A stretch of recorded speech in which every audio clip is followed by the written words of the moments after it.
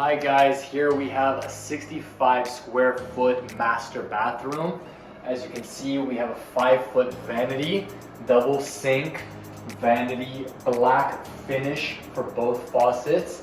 And we have him and hers medicine cabinet.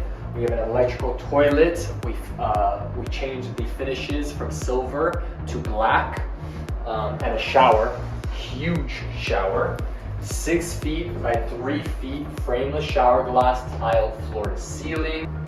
Again, shower system in black, niche, that's insane amount of niche space, and a bench. Now, we love bathrooms, we love customizing the bathrooms.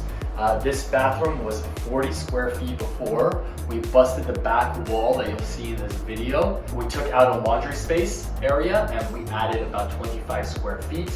And we have a 65 square foot master shower, him and hers, perfect for your next home renovation. My name is Joseph from Remodel Builders. Thank you very much. Bye-bye.